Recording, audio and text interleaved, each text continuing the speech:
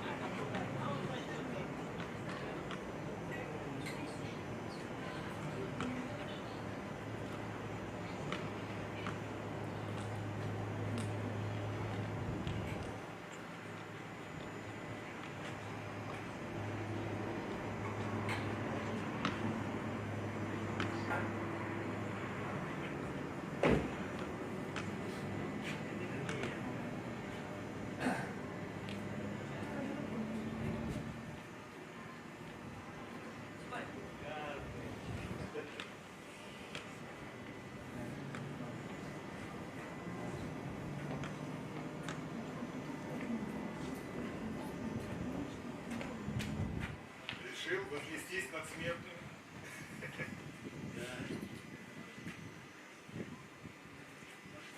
Ты реагируешь?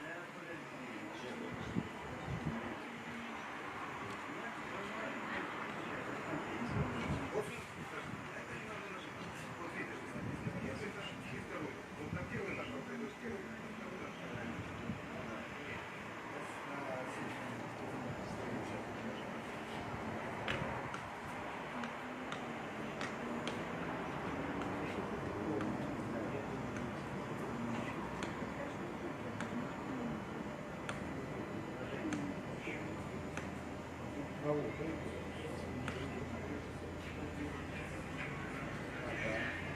и так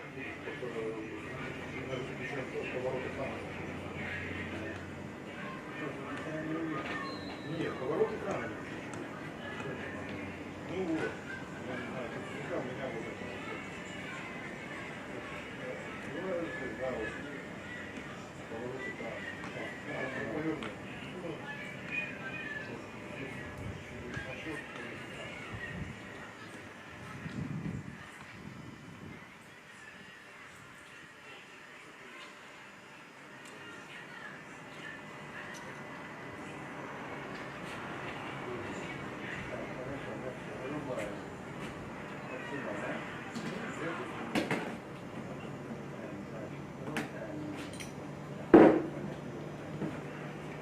Обратно стоит, назад.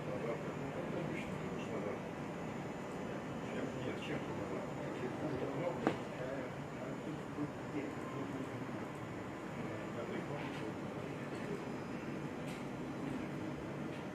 Вот, правый там. Сюда, правильно. Все.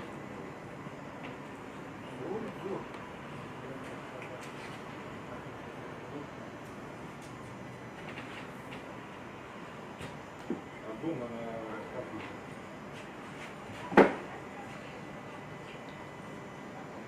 По этой же ссылке. Зрение ж такого лая.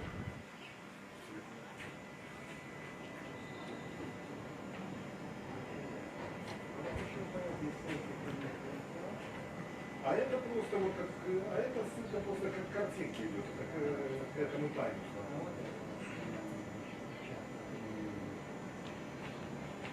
Ну, это может быть, это оно дает. Сейчас она пройдет. Вот это пройти должна. Сейчас.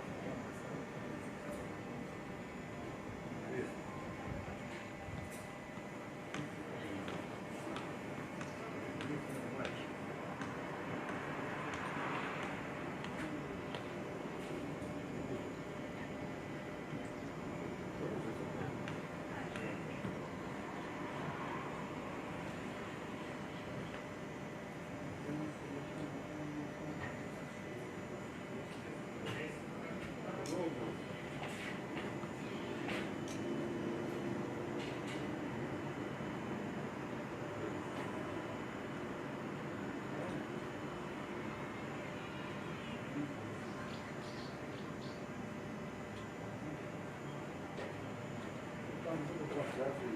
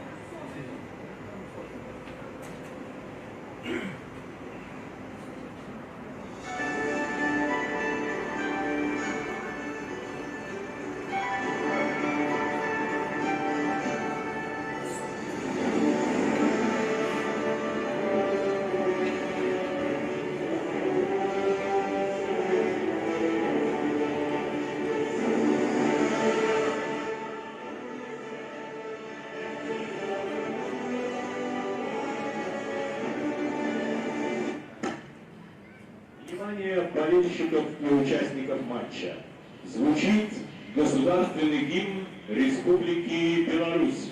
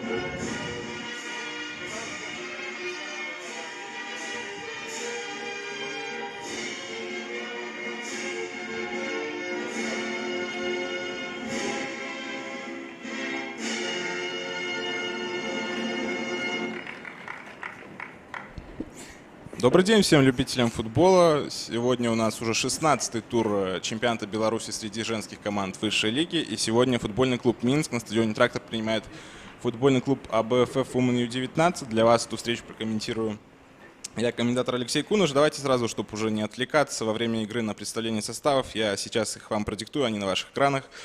Футбольный клуб «Минск», хозяйки сегодняшнего матча и их состав. Первый номер Мария Жаманакова, голкипер. Седьмой номер Анна Сас, она же капитан команды. Девятый номер Армиса Куч. 11 номер Сельма Капитанович. 14 Виктория Марчик. 17 Наталья Смыкович. 18 Отуреджина Ибианг. 23 номер Анастасия Побегайла. 25 Эбби Ономы. 44 номер Валерия Богдан. 99 номер Ксения Кубичная. Главный тренер команды Андрей Юрьевич Пышник. И сегодняшние номинальные гости — футбольный клуб АБФФ ВЮ-19 и их состав на сегодняшний матч. Голкипер номер 22 Мария Толстая, полевые игроки: второй номер Анастасия Кунцевич, третий номер Елизавета Гиба, она же капитан команды, четвертый номер Евгений Якусик, седьмой Татьяна Нестюкович, девятый Яна Домин, десятый Карина Товаревич, 13 Анастасия Евзрезова, 14 Дарья Маркова, 16 номер Мария Чинкина, 17 номер Елизавета Лапко. Главный тренер команды Владимир Петрович Шиндиков.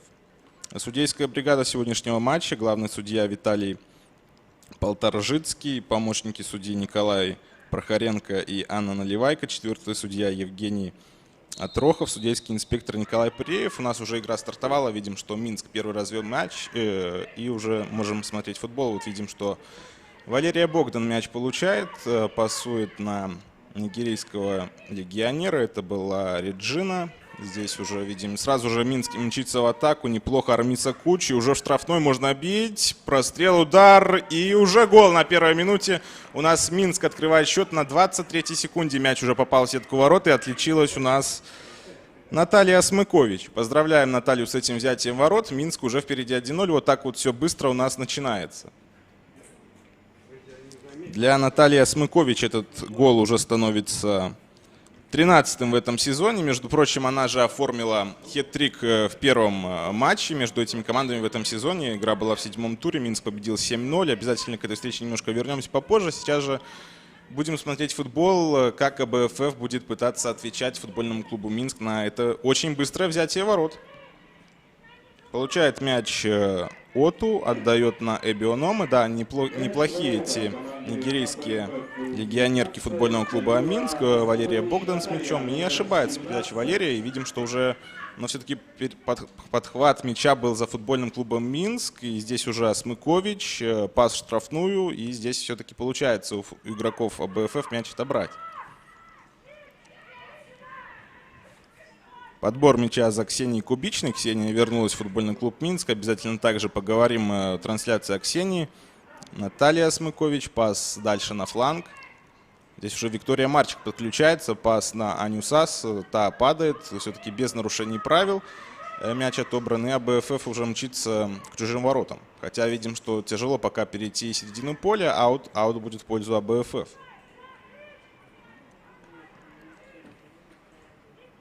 Вот, Мария Чинкина сейчас взяла мяч в руки, именно она будет у нас возобновлять встречу, смотрит на кого отдать, если Елизавета Гиба, но все-таки играет вперед. Снова Чинкина, вот Елизавета Гиба с мячом. Да, тяжело пока команде АБФФ, видно, что Минск очень хорошо встречает, и пока тяжело даже выйти на чужую половину поля. Ну, вот, конечно, сейчас было бы здорово мячом повладеть, немножко прийти в себя и потом уже пытаться как-то ответить. Но, естественно, надо хорошо играть еще и в обороне, потому что Минск явно на таком останавливаться не захочет, тем более, что помним мы обидное поражение футбольного клуба Минск в прошлом туре от Динамо ГУФК, нашем таком белорусском женском классика со счетом 2-3. На последней добавленной минуте Минск все-таки пропустил гол от Анны Пилипенко и уступил 2-3. Также к этой встрече вернемся, потому что встреча действительно была очень интересная. Если честно, когда я работал параллельно на матче Баранович и Днепр-Могилев первой лиги и смотрел просто счет, как там дела развиваются, и после того, как Линник забила с углового чистым ударом, когда счет стал 0-2 уже на 14 минуте, если честно, то уже казалось, что Динамо выиграет без особых проблем, однако вот видим, что было, Минск отыгрался и едва победу могли еще вырвать, но все-таки проиграли. Валерия Богдан, пас вперед. Хорошо здесь действует Армиса Куч. Пытается играть в штрафную. Здесь Гиба хорошо мяч перехватывает. И мяч уходит за пределы поля. Будет все-таки аут. Там углового не было. Здесь будет аут. И Валерия Богдан вот просит у болбоя мяч, чтобы возобновить эту игру. Смотрит, на кого бросить этот самый мяч. Бросает. Неплохо мяч у футбольного клуба Минск. И все-таки, да, видим, что мяч покинул пределы поля. Игроки АБФФ сигнализировали Виталию Полторжицкому, что все-таки мяч шел за пределы поля. Так оно и было. И вот сейчас уже команда АБФФ мячом повладеет. Правда, ненадолго. Видим, что очень хорошо перекрывают все. Но еще один аут в пользу команды Владимира Шиндикова. А нет, видим, что все-таки мяч сейчас будет футбольного клуба Минск. Команда Андрея Пышника. Армиса Куч неплохо ставит корпус. Пас на Валерию Богдан вполне можно навешивать. Но видим, что все-таки играет в пас. И здесь уже подача пошла. Мяч штрафной. Армиса Куч смещается. Но все-таки здесь мяч перехвачен. И вот контратака команды АБФФ. И здесь нарушение правил было. Здесь заработала на себе фол, по-моему, Анастасия Евзрезова. Вот сейчас команда АБФФ, возможно, проведет свою позиционную атаку. И это уже будет очень любопытно. Да, вот буквально через несколько мгновений встреча у нас продолжится.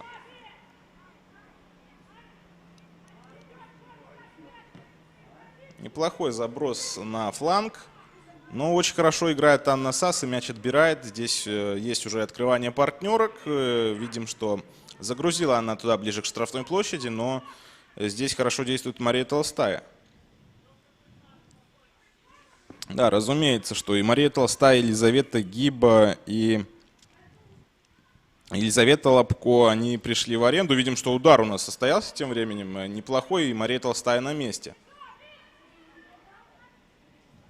Получилось команде АБФФ УМНИ-19 в это трансферное окно арендовать нескольких игроков. Я уже сказал, что и Елизавету Гибу получилось взять в аренду, и Марию Толстую. Это, конечно, здорово.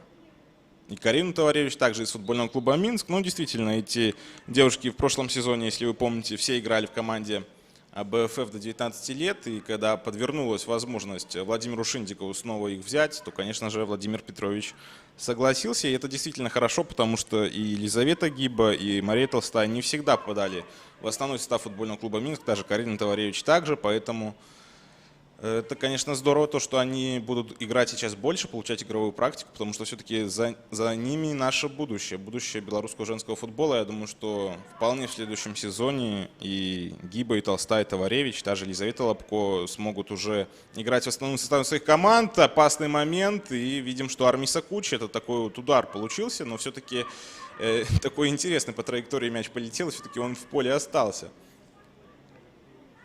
Да, вот повтор коллеги нам показывают. Да, видимо, Армиса Куч. Не получился у него удар, хотя здесь даже, можно было сказать, и навешивал Армиса Куч, потому что очень интересно полетел мяч. Да, ну вот видим, что снова Минск мячом владеет, уже ведет команда 1-0. Напомню, что на первой минуте уже Наталья Смыкович у нас счет открыла. И все идет пока по плану, все хорошо для футбольного клуба Минск. Команда АБФФ пытается противостоять, во-первых, хорошо в защите. Вот провал получился на первой минуте, уже получили гол. И с тех пор таких очень опасных моментов не было. Хотя вот этот момент с Армисой Куч, он, конечно, был очень интересен. ФК Минск спокойно мячом владеет. Видим, что Ксения Кубичная. Также еще один старый новый игрок, скажем так. Немножко попозже, потому что Минск в атаке побегала. И здесь главное мяч было не срезать свои ворота. И все-таки будет угловой. Ну вот Ксения Кубичная вернулась в футбольный клуб Минск. Я напомню, что она ушла после прошлого сезона в футбольный клуб Рязань ВДВ, в чемпионат России. Ну и видим, что все-таки там не все пока получилось. Она вернулась в Беларусь. Это хорошее усиление под Лигу чемпионов, которое уже совсем скоро будет. Футбольного клуба Минск. Подача низом, удар от Седмы Капитанович. И видим, что все-таки мяч покинул пределы поля. Ну и также Минск усилился еще Дианой Бакум из футбольного клуба Зорки БДУ. Следил я за этой футболисткой уже и на протяжении прошлого сезона, и на это. И, конечно, можно сказать то, что Диана заслужила повышение однозначно. Во втором тайме, я думаю, также увидим на поле. Она сегодня в запасе. Побегайла, пас, Осмыкович. Оту неплохо проходит и удар нанесла, но на месте Мария Толстая. Очень хорошо то, что, конечно, Мария Толстая, Елизавета Гиба и Карина Товаревич могут сыграть против футбольного клуба «Минск». Знаем мы современный тренд многих европейских чемпионатов, когда игрок уходит в другую команду в аренду, то он не может сыграть против той команды, которая его в аренду отдала, на которую принадлежат права. Но видим, что здесь правильно сделал футбольный клуб «Минск», что разрешил своим девушкам сыграть против своей команды. Все-таки Минск и так понятно, что фаворит этой встречи, а девушкам, конечно, нужно набирать форму, набирать игрового опыта, и поэтому, конечно, это здорово, то, что можно сегодня принять участие в встрече. Видим, что свисток от Виталия Полторжицкого был. Мяч будет у футбольного клуба «Минск». Нет, конечно, у АБФ здесь, прошу прощения, немножко не разобрался. Анастасия Кунцевич у мяча будет, наверное, загружать в штрафную, хотя, возможно, сыграет и на ближнего. Но вот сейчас посмотрим, какое развитие атаки Анастасия придумает. Видим, что подача все-таки пошла, но подхват, подбор здесь за АБФ, где мяч. Мяч все-таки у игроков АБФ, здесь можно наносить удар, но видим, что удар все-таки получился, но не так, как, конечно, хотел игрок АБФ. Здесь опасно, здесь от Реджины Бианг так ногу высоко выставляла, вполне могла быть и желтая карточка, однако пока Виталий Полторжицкий не показывает желтый цвет нигерийскому игроку футбольного клуба «Минск». Но будет опасный штрафной, шанс АБФ счет сравнять, почему нет, отличная позиция, здесь прямо по центру, можно сказать, немножко левее, но вполне можно мяч закрутить. Сегодня также в футбольном клубе «Минск» Мария Жаманакова защищает. Первый матч Марии для футбольном клубе «Минск». Она перешла также из чемпионата России. Удар и на месте Мария Жаманакова. Неплохой удар, удар низом, но все-таки Жаманакова не спит, она в воротах и здорово действует. Очень быстро вводит мяч в игру Виктория Марчик. Шанс у «Минска» на контратаке, но очень хорошо сыграла Мария Чинкина. Видим, что мяч за пределы поля выбила и не дала быструю контратаку развернуть. Неплохо сыграли в пас игроки футбольного клуба «Минск». Видим Эбиономы. Передача на Селму Капитанович. И та играет дальше. Здесь Валерия Богдан, как обычно, на своем любимом фланге. Хотя она может спокойно сыграть и на противоположном фланге. А Смыкович смещается. Здесь навес в штрафную. Хорошо действует защитник.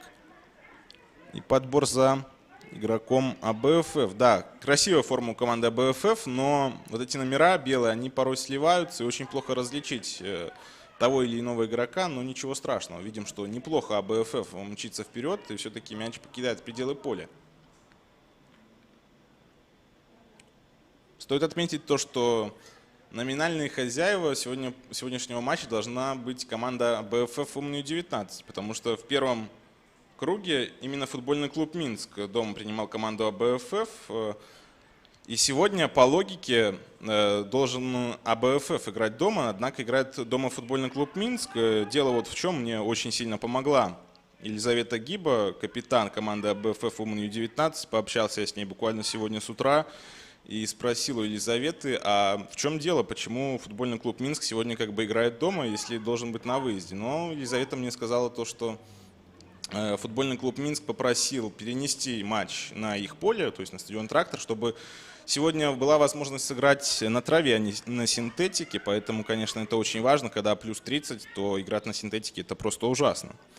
Поэтому, конечно, спасибо большое Елизавете Гиба за эту очень полезную информацию, потому что я когда узнал, что буду работать на этом матче, как бы АБФ должно дома играть, а все источники твердят, что футбольный клуб «Минск» играет сегодня дома, поэтому пришлось вот у Елизаветы спросить.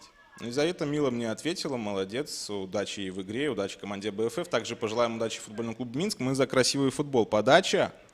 И здесь неплохо действует как раз Елизавета Гиба. Пас, здесь главное не ошибиться. У нас Татьяна Нестюкович, Мария Толстая. Здесь вот посмотрите, даже в обводку идет Мария.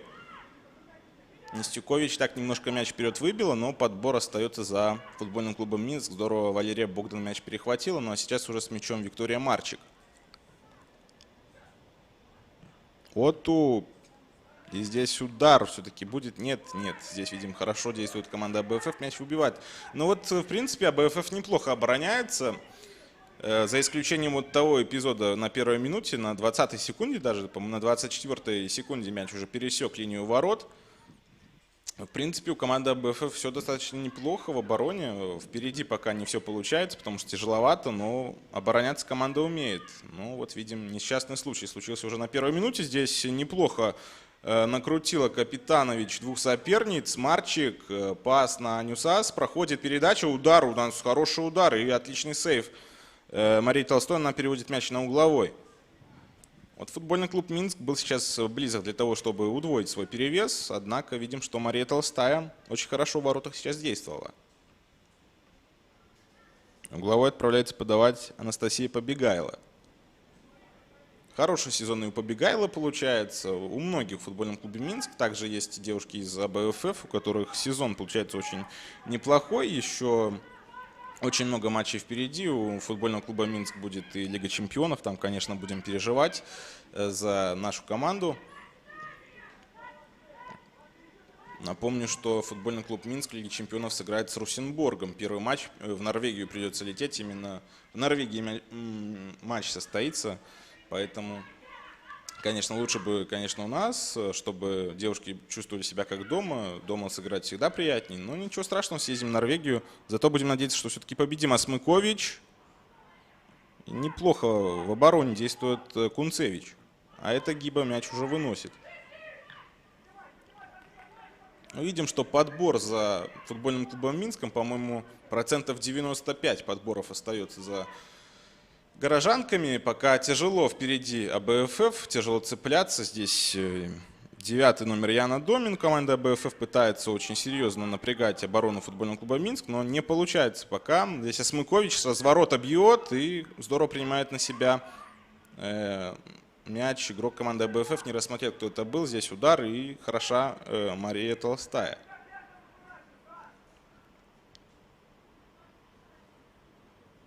Я уже говорил, что в первом круге команды сыграли. 7 мая игра была на стадионе футбольного клуба Минск. И я тогда также, кстати, работал на той же встрече. Тогда я комментировал с места событий. Сегодня я комментирую с дома футбола. Футбольный клуб Минск без проблем, в принципе, сыграл с командой АБФ. 7-0 победа. Хит-триком отметилась Наталья Асмыкович. Причем хит-трик она оформила за 14 минут. И по голу на свой счет записали в той встрече Виктория Марчик, Анастасия Побегайла. Она реализовала пенальти от Реджины Бианки и Татьяна Черешовец. Ну, я уже говорил, что очень многие девушки играли тогда за команду ФК Минск, хотя сейчас они арендованы командой АБФ. Кубичная передача неплохая. Здесь у нас играет Капитанович. Капитанович 11 номер.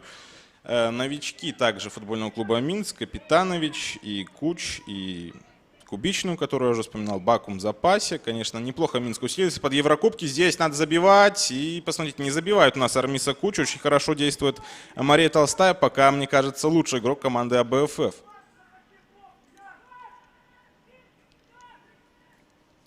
Да, отличный удар. Ну, хороший удар для голкипера. Не самый лучший удар со стороны нападающего. Армиса Куч, которая, кстати, уже знает, что такое вкус гола в чемпионате Беларуси. Напомню, что в прошлом туре она сумела уже отличиться за ФК Минск. Забила ворота Динамбургу ФК.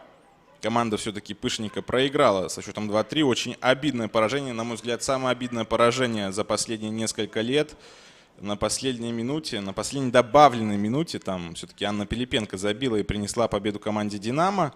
Хотя, помните, там в дополнительном времени был шикарный удар от Карина Ольховик, и перекладина там спасла футбольный клуб Минск. Но все-таки «Динамо» добила своего, 3 очка записала, и «Динамо» упрочила свое лидерство в чемпионате. Анна Сас пытается обыграть соперницу, и здесь подставилась у нас, по-моему, это Татьяна Нестюкович это была, подставила здесь под Анну Сас и заработала на себе нарушение правил. Молодец, отличное действие со стороны Татьяны Нестюкович, и мяч будет уже у АБФ. Вынос мяча. Здесь Валерия Богдан очень хорошо действует на перехватах. Вот, пожалуйста, Валерия с мячом. Основная угроза больше идет по левому флангу ФК Минск. Заброс дальше. Виктория Марчик. Против нее Мария Чинкина. Здорово обыгрывает у нас Марчик. Ходит в штрафную. Здесь надо простреливать. Прострел. И здесь будет очередной у нас угловой. Мяч все-таки не дошел до игрока в белой форме. Там, по-моему, от Елизаветы Гибы мяч пределы поля покинул. Будет очередной угловой. Ну и, естественно, Анастасия Побегайло отправляется его исполнять, как обычно. Именно Анастасия большую часть стандартов исполняет в футбольном клубе Минск. Капитанович играет, и здесь видим, что не ошибается. Здесь уже бить надо, неплохой удар. Все-таки выше ворот мяч прилетел, но было достаточно опасно. От ворот Мария Толстая будет мяч выбивать. Хотя, возможно, также будет разыгрывать. Очень часто именно в женском футболе голкиперы предпочитают мяч разыграть, хотя даже очень часто вратари уступают это право защитникам. Именно защитники часто мяч выбивают. У нас уже 20-я минута, 1-0 в пользу ФК Минск. На первой минуте Осмыкович счет открыла, и пока в большей степени спокойно. Капитанович, передача на Валерию Богдан. И здесь ошибается Валерия Богдан, и надо возвращаться уже в оборону, потому что очень неплохо игрок команды АБФФ здесь сыграл. Марчик, Виктория играет вперед. Здесь Анастасия Побегайло до мяча все-таки не дотянется, потому что здесь Елизавета Гиба очень здорово действует.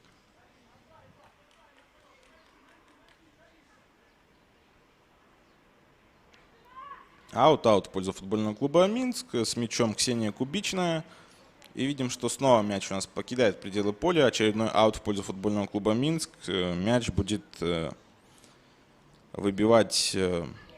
выбрасываться за предел поля Виктория Марчик. Здесь уже подача, и все-таки выше ворот неточная подача, и мяч снова за пределами поля. Будет удар от ворот. Напомню, на каких местах команды турнирной таблицы у нас находится. ФК Минск на втором месте. 6 очков разницы от Динамо ГУФК. Тяжело будет команде Андрея Пышника навязать борьбу команде Юрия Малеева за золотые медали. Также напомню, что ФК Минск сыграет в финале Кубка Беларуси. Все с тем же Динамо ГУФК. 7 августа матч запланирован. Обязательно смотрите, а еще лучше приходите на стадион и посмотрите матч за трофей вживую. Ну а команда БФФ в Умную 19 занимает 8-ю строчку, 11 баллов после 15 туров. Безусловно, команда должна находиться выше. Тем более вот это усиление в лице Елизаветы Гиба, Марии Толстой, Елизаветы Лобко и Карины Товаревич, безусловно, намекает нам на то, что АБФФ явно хочет быть выше. Я думаю, что на 6-ю строчку команда Владимира Петровича Шиндикова вполне может забраться. Бобручанка вполне по силам, так как футбольный клуб Витебск, хотя пока между ними 8 баллов, между 6-м и 8-м местом. Но это все поправимо, все можно исправить. Еще очень много матчей впереди. Здесь Валерия Богдан снова с мячом встречается, пытается обыграть соперницу, хотя, видимо, неплохо играет вперед. Здесь уже с мячом Капитанович, и Елизавета Гиба здорово играет головой. Подбор за Осмыкович. Я уже говорил, что, наверное, процентов 95, уже, мне кажется, даже больше подборов остается за футбольным клубом Минск. Удар создали от Ксении Кубичной. Неплохой удар, однако мяч летел прямо по центру ворот, и все видела Мария Толстая. Не был закрыт обзор, поэтому спокойно Мария здесь сыграла. ФК Минск, конечно, много забивает. С этим мячом уже 109 мячей на счету футбольного клуба Минск. Лишь 8 мячей пропущено. Потрясающая просто статистика. ФК Минск больше всех, кстати, забивает в этом сезоне. Даже больше, чем Динамо ГУФК. У нас, видим, будет пауза на водопой. Ну так вот, я продолжу. Могу рассказать лучшие бомбардиры команд и вообще, кто забивал у той иной команды. Лучший бомбардир футбольного клуба Минск, даже два таковых сразу, Анастасия Побегайло и Милана Суровцева по 21 мячу уже на свой счет записали. Диана Бакум 18 мячей, хотя все мячи Дианы были в составе Зорки БДУ, пока за ФК Минск она еще не отличалась. Наталья Осмыкович уже 13 мячей, помним, что Наталья уже сегодня у нас отличилась. Елизавета Пинчук 9, Анна Сас 8, Виктория Марчик 6, Реджина Оту 5, Анна Кашинская 5, Карина Станкевич 4, Эбионома 4, Татьяна Черешовец 4, Валерия Богдан 3, Александра Цверко 2 и Армиса Куч 1. А у команды АБФФ 19 лет лучшим бомбардиром является Евгений Якусик, 5 мячей. 4 мяча у Дарьи Марковой, 2 мяча у Яны Доминой и Татьяны Нестюкович. По одному мячу на счету Валерий Кунцевич, Кристина Бонарь, Анастасия Кунцевич и Татьяна Фомченко. Да, 2 игрока у команды АБФФ по фамилии Кунцевич, но они не сестры. Они не сестры, очень проверенная информация. Обычно, когда игроки с одной фамилией в одной команде, то многие говорят, что это братья там, или сестры, но нет, они просто однофамильцы. Очень любопытный момент также. Видим, что АБФФ попытается сейчас немножко в атаке поиграть. Эта пауза вполне могла быть больше на руку команде АБФФ, потому что все-таки можно сейчас что-то придумать впереди. Видим, что ФК Минск дает такую возможность, однако перехват случился. Асмакович дает передачу на Викторию Марчик. Здесь уже Реджина Оту у нас играет. Снова Виктория. Играет вперед на Анну Сас. Здесь очень неплохо ведет борьбу у нас Мария Чинкина. Вот Мария пока неплохо действует в команде АБФФ. Вот ее, наверное, больше всех бы я выделил. Не просто по правому флангу проходить пока в атаку футбольному клубу Минск, потому что там Мария Чинкина очень хорошо играет в команде АБФФ. Вот по левому флангу, где располагается Валерия Богдан футбольного клуба Минск, пока больше получается созидать в атаке. Кубичная передача на правый фланг. Ну и здесь у нас, конечно, Виктория Марчик должна действовать. Вот, пожалуйста, она идет вперед. Видим, что Чинкина вот сейчас отступает. Вот, пожалуйста, нападает. И снова мяч отбирается. Вот видим, ну, подбор остается за ФК Минск. Но снова отличное действие от Марии Чинкиной. Биономы. Неплохой заброс вперед. Неплохо играет головой Кунцевич. Кунцевич у нас сегодня лишь одна. Анастасия, Валерия вне заявки сегодня даже осталась. Эбби, подача. И здесь неплохо справляется Армиса Куч, но здесь Елизавета Гиба. Очень неплохо действует Лиза. Видим, что и корпус здесь ставит. И не просто легионер у футбольного клуба Минск. Однако все-таки мяч остался у горожанок. Богдан, видим, что уже сидя пытается здесь все-таки в мяч сыграть. Оказалась Валерия на газоне. И мяч уже будет у АБФФ. Да, вот я уже говорил, что после того, как на первой минуте Асмакович счет открыла, то больше таких очень опасных моментов и не было. Было несколько ударов, однако не самых опасных. А у нас на газоне оказывается Анастасия Евзрезова. То есть команда АБФФ неплохо умеет обороняться, это мы прекрасно сами знаем, но вот неплохо уже команда действует. Возможно, какой-то мандраж был, все-таки очень молодые девушки у команды АБФФ, футбольного клуба Минск команда все-таки более опытная, поэтому Минск решил ужалить сразу же, и, видимо, это сработало. Ставка на быстрый гол прошла, на очень быстрый, я бы даже сказал, первая минута, там 25-я где-то секунда. Поэтому это, конечно, для ФК Минск здорово, для команды АБФФ не совсем. Видим, что за пределами поля сейчас оказывается Анастасия Евзрезова, сейчас медики окажут ей медпомощь. Будем надеяться, что Анастасия эту встречу продолжит, но я пока напомню запасных игроков двух команд. В запасе футбольного клуба Минск Полина Малаева, голкипер, 2-й номер Ульяна Саула, 4-й Анна Кашинская, 5-я Татьяна Черешовец, 13-й Диана Бакум, 16-й Милана Суровцева, 21-й Карина Станкевич. Неплохой выбор у команды у Андрея Юрьевича Пышника для того, чтобы потом усилить игру. Команда БФФ в запасе 2 голкипера, Анна Залетова и Алиса Мацкевич. И полевые Анна Грузинская, Полина Острейка, Татьяна Фомченко, Дарья Макейчик и Анастасия Хорошевич. Также кто-то из этих девушек обязательно сегодня на поле стадиона «Трактор» появится. Снова Мария Чинкина, видим, здесь от Анны Сас мяч ушел за пределы поля, и Чинкина из-за боковой мяч вводит. Отбор, и видим, что ФК Минск снова мчится вперед. Отличная передача, выход 1-0 буквально, лишь с угла, удар, и снова хорошо действует Мария Толстая. Молодец, Маша. Пока очень неплохо Мария действует у команды АБФФ, Мария Толстая, Мария Чинкина. Вот их бы я, наверное, самое больше отметил, хотя неплохо в центре обороны действует Елизавета Гиба. Ну а кто играет впереди у команды АБФФ, пока не совсем они заметны, потому что тяжеловато там такую оборону футбольного клуба Минск проходить. Анна Сас разворачивается, видим, что играет на Викторию Марчик. Очень хорошо здесь обходит Анастасия Побегайла соперницу. Здесь уже штрафной прострел, и все-таки перехват случился. На газоне игрок АБФФ, и все-таки, видимо, встреча остановлена.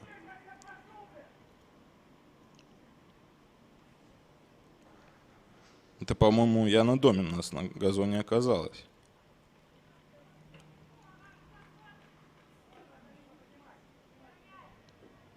Шестнадцатый тур уже начался вчера матчем Днепр-Могилев Зорко БДУ. 0-3 победа команды из Минска, победа команды Сергея Русецкого. Очень хорошо команда из Минска разобралась с могилевчанками. Тропникова, Мирошниченко и Шмаровская отличились. Наш матч второй по программе тура. После нашего матча обязательно смотрите матч Бобручанка-Неман. Мой коллега Андрей Масловский ее прокомментирует. Марчик, и здесь здорово действует Гиба. Ну и завтра также не забываем в 15:00 очень интересный матч «Динамо-Брест», сборная Гомельской области. Настоящая битва за 6 очков. Помним, какой интересный матч они выдали в первом круге нашего чемпионата. Сборная Гомельской области победила со счетом 1-0. Яна Тихонова тогда отличилась. Ну, помним, что у «Динамо-Брест» была красная карточка. Светлана Чикатило ее получила. И все-таки сборная Гомельской области дожала брестчанок. Завтра у Бреста очень хороший шанс ответить. Ну и в 17:00 завтра встреча «Динамо-БГУ ФК», футбольный клуб «Витебск». Также очень любопытная встреча. Обязательно смотрите ее на сайте АБФФ и на нашем YouTube-канале Белорусской Федерации футбола. Очень серьезно здесь в подкат пошла игрок команды АБФФ. Это,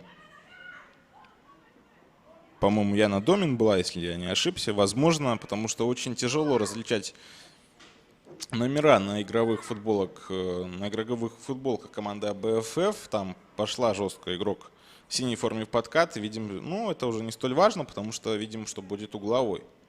Отправляется его исполнять Анна Сас. Здесь, видим, подходит к ней Анастасия Побегала, чтобы, возможно, разыграли. Однако, видим, Анна серьезно настроена на подачу. И 23-й номер Анастасия Побегала так от мяча отходит. А у нас видим, что здесь столкновение. Вот то же самое столкновение. Да, игрок команды АБФФ, о котором я говорил, пошел жестко в стык против Валерии Богдана. Видим, что с Валерией все хорошо. А вот игрок в синей форме здесь пострадал даже больше.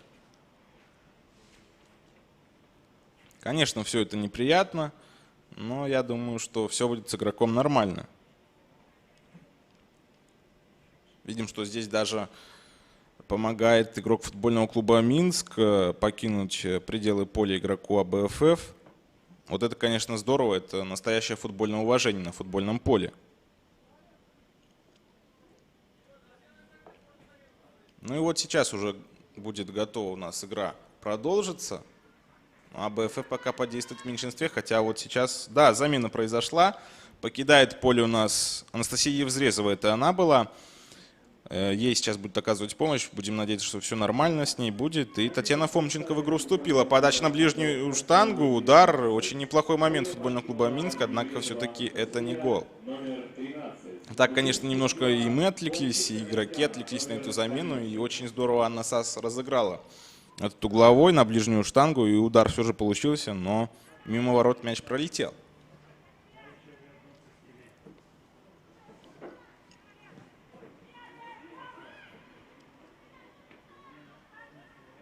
И видим, что снова у нас мяч за пределами поля будет аут в пользу футбольного клуба «Минск». Все-таки хозяек сегодняшней встречи. Я уже говорил то, что помогла мне капитан команды АБФФ ВЮ-19 Елизавета Гиба разобраться, почему все-таки ФК «Минск» сегодня играет дома. Потому что сегодня должна была команда АБФФ играть дома, однако видим, что все-таки футбольный клуб «Минск». Но не столь важно все-таки. Я думаю, команда АБФФ сильно не расстроилась. Все-таки лучше сыграть на настоящем покрытии, а не на синтетике, тем более в жару плюс 30. Тем более, что на тракторе один из самых лучших газонов. Видим, что удар здесь был, и неплохо у нас сыграла здесь Мария Толстая. Здесь помогли защитники, и все-таки отбились игроки команды АБФФ. Мяч в руку здесь попадает, однако видим, что встреча продолжена. Но здесь, конечно, не достанет до этого мяча 11 номер Селма Капитанович. От ворот, видим, Мария Толстая сыграла на Кунцевич. Елизавета Гиба мяч выносит.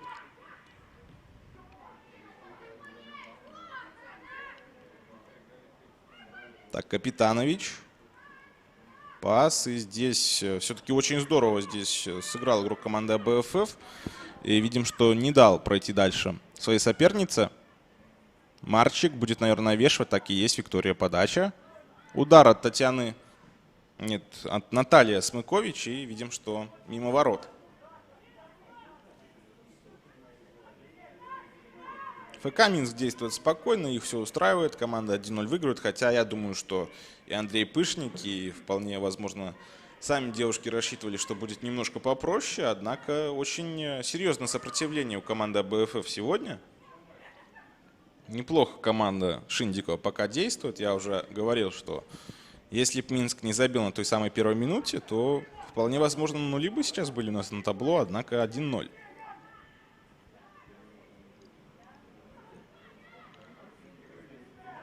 Очередной будет аут. Ну вот если владение мячом сейчас представить, нет, конечно, под рукой у меня подробной статистики, но мне кажется, где-то 75/25 или 80/20, что-то типа того, в пользу футбольного клуба Минск. Пока больше команда БФФ мячом владеет за счет вот этих самых перехватов, которые случаются, хотя они не часто случаются. Команда Минск очень здорово действует на подборах. Вот это тоже бросается в глаза. Вот сейчас очень хорошо видно, что Валерия Богдан опустилась немножко пониже и больше играет уже в обороне. Хотя, конечно, знаем мы, как здорово Валерия умеет созидать в атаке. Виктория Марчик. Против нее Мария Чинкина. По позиции играют игроки. Пас, и неплохо здесь сыграла Карина Товаревич, кстати.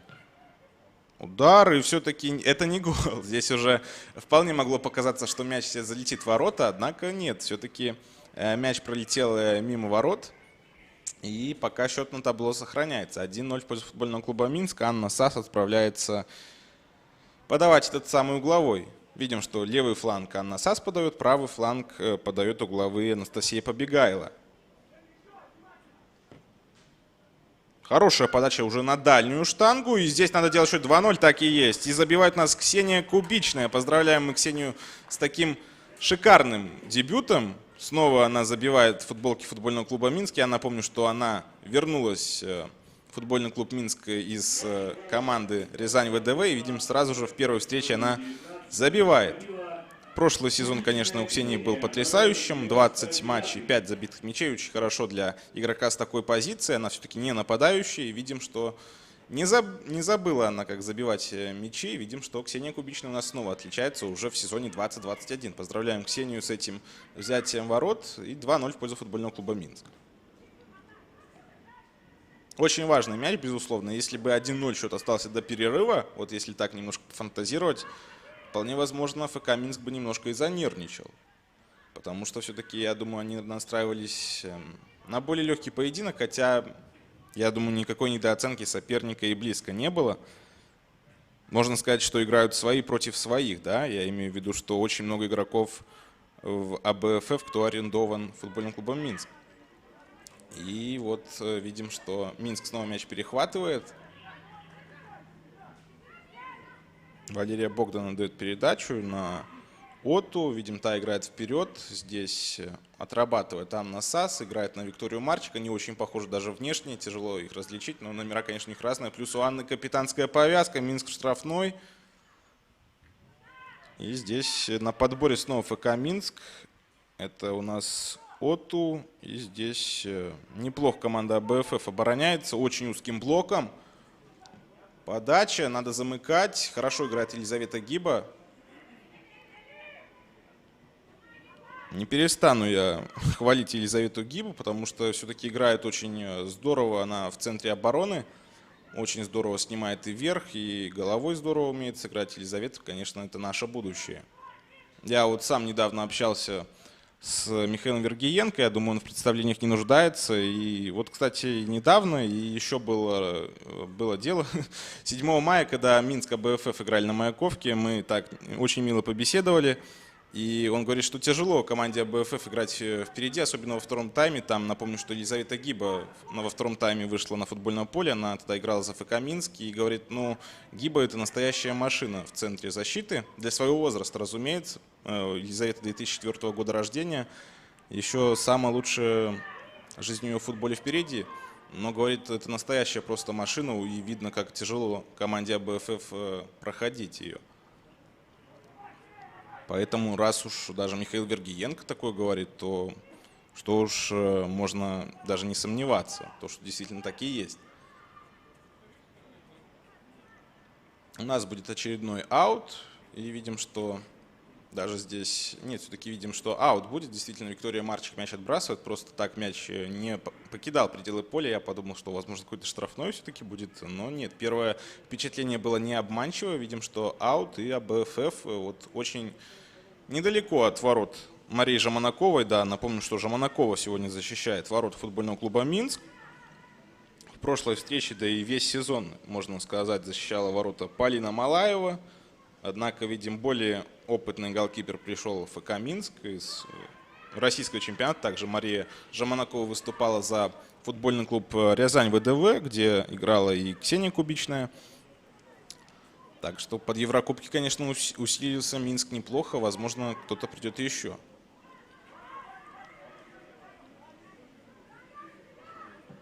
АБФФ мчится вперед, но не получается здесь пройти соперника. Это очень хорошо сыграла Оту. И видим, что контратака футбольного клуба «Минск».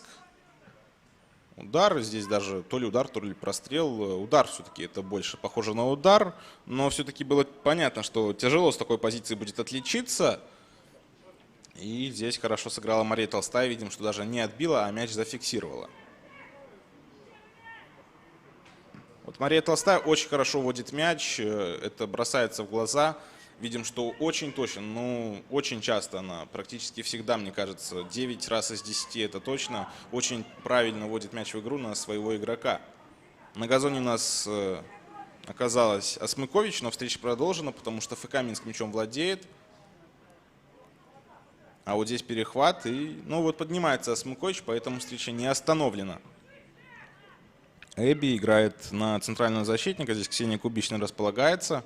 Автор второго забитого мяча в сегодняшнем матче. Марчик вперед. Здесь Мария Чинкина снова здорово действует. Тяжело по правому флангу проходить, пока по левому больше получалось, хотя и по левому уже не просто. Серьезно такое сопротивление футбольный клуб «Минск» встретил сегодня в лице команды АБФФ. Неплохо пока команда Шиндикова действует, однако проигрывает.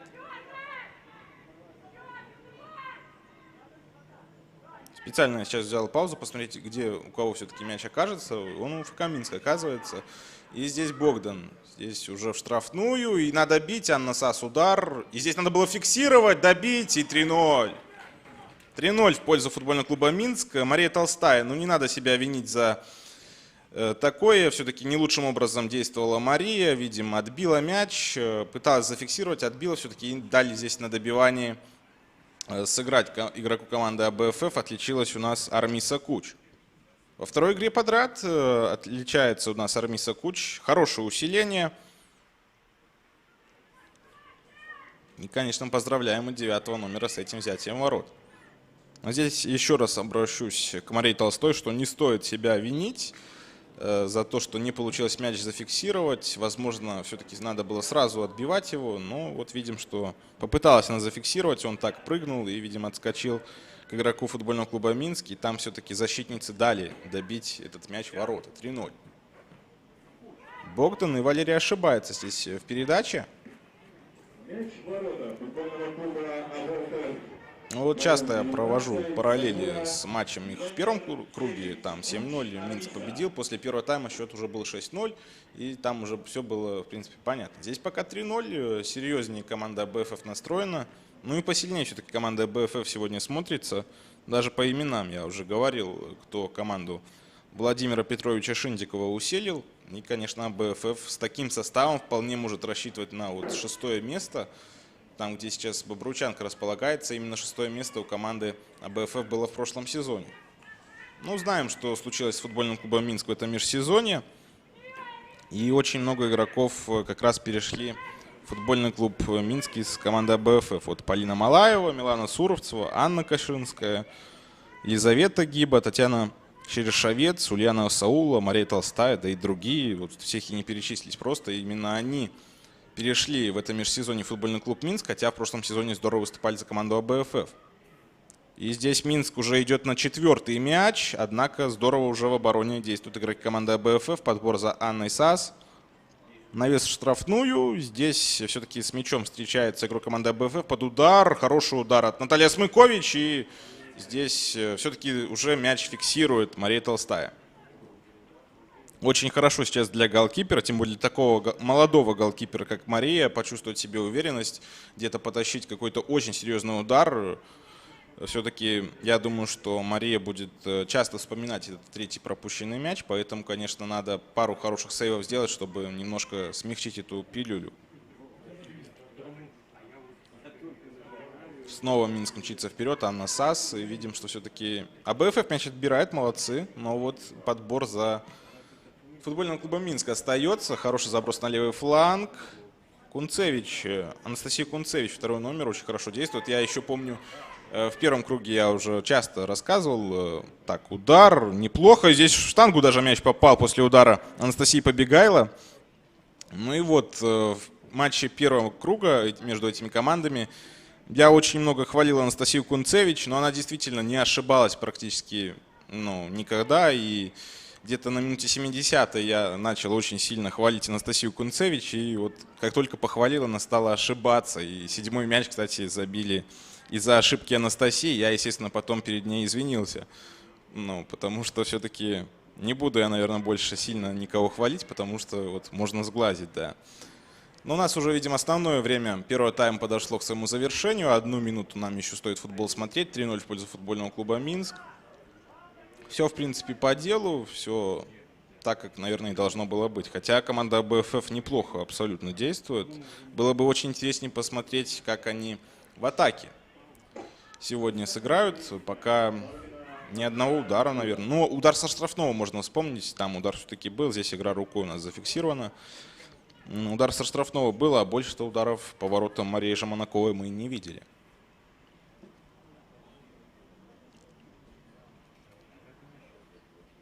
Если Елизавета Гиба будет мяч выбивать, наверняка будет серьезно загружать туда, ближе к штрафной площади. Все-таки одну атаку еще можно успеть провести. А нет, на ближнего сыграл и решили разыграть этот стандарт. И все у нас. Свисток от Виталия Полторжицкого прозвучал. 3-0 после первого тайма. Футбольный клуб Минск выигрывает у команды АБФФ УМЮ-19. Через минут, я думаю, 14-15 мы вернемся на стадион «Трактор» и будем смотреть за продолжением этого поединка. Ну а пока немножко отдохнем.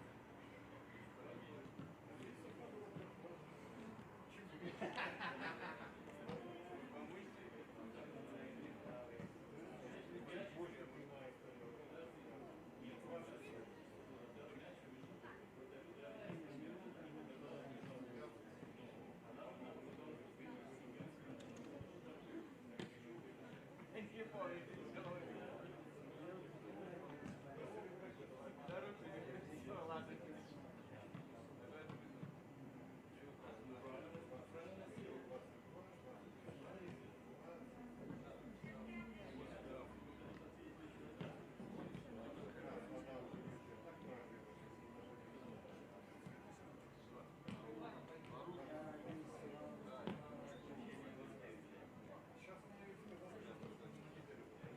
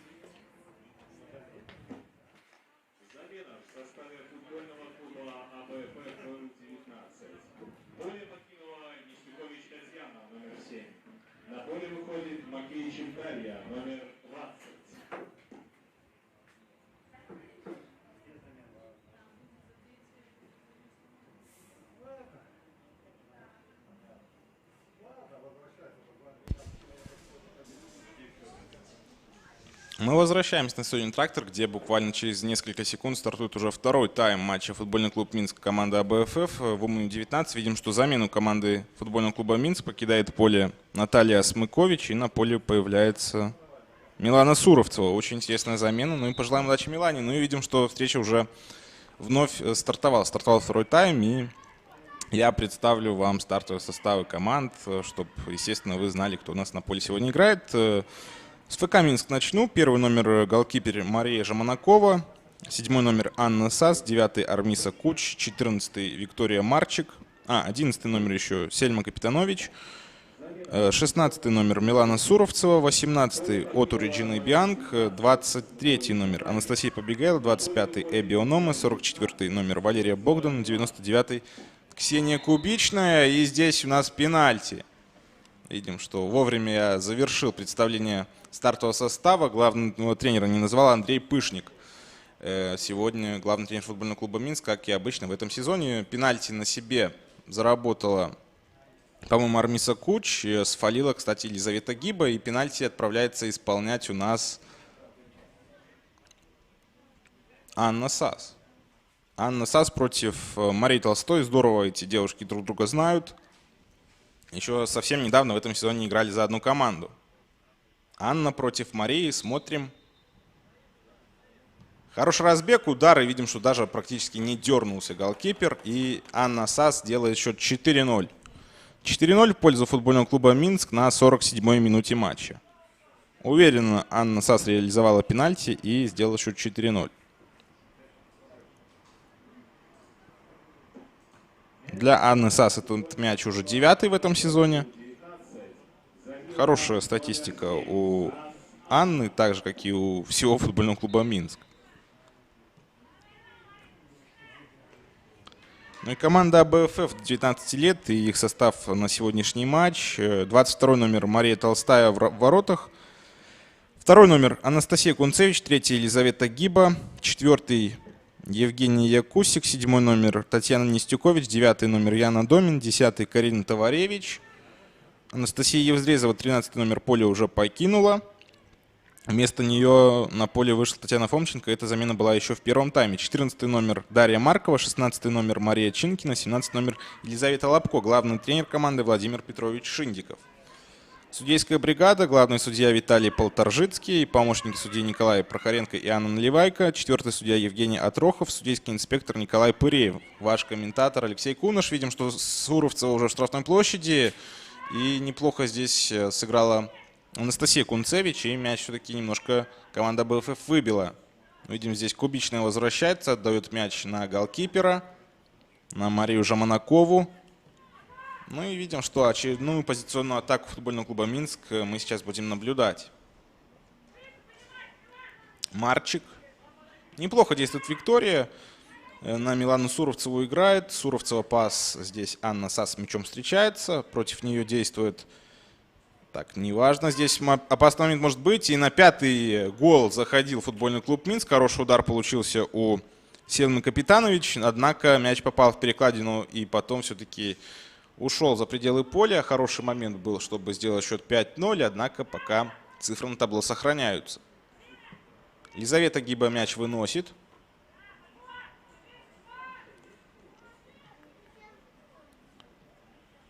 Ну а ФК «Минск» снова идет вперед. И здесь перехват хороший со стороны команды АБФФ. Кубичная. Надо, наверное, на Марчик сыграть. Хотя, видимо, нет. Играет на Оту. Оту неплохо. Играет дальше. Но видим, что здесь передача не прошла на Армису Куч. И с мячом уже Мария Толстая.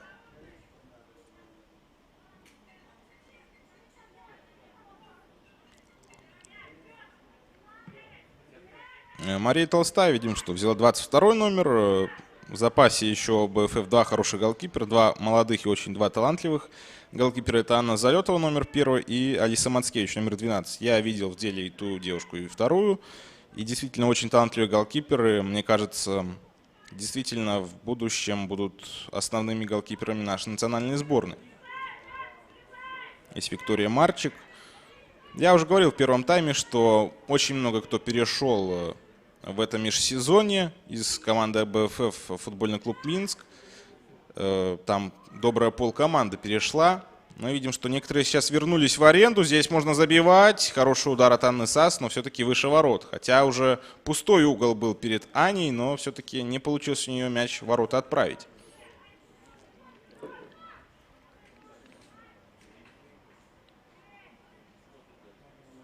Да, видим, что от ворот Мария Толстая играет на Елизавету Гиба.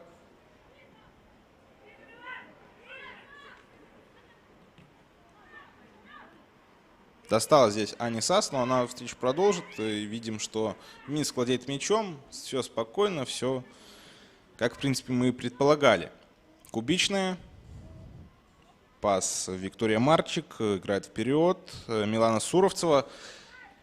Милана Суровцева, стоит отдать ей должное, дала небольшое интервью пресс-службе после окончания матча против Динамо ГУФК, в котором минчанки, горожанки потерпели обиднейшее поражение на последней добавленной минуте. Все-таки пропустили и проиграли 2-3. Аня Пилипенко отличилась.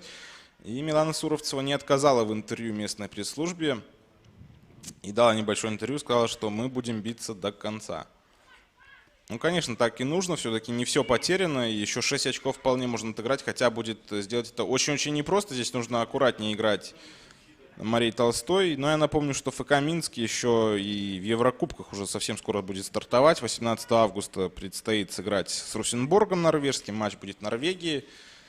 Там, конечно, нужно будет нашей команде победить и потом сыграть с победителем пары Селтик-Шотландия. И, к сожалению, не помню, с кем Селтик будет играть. Сейчас эту информацию проверю. Но вот после опасного момента, если он будет, но увидим, что все-таки мяч у ФК Минск, здесь Армиса Кучина, видим, что она уже в район флажка, с которого углового подают, сместилась, чтобы этот мяч все-таки подобрать.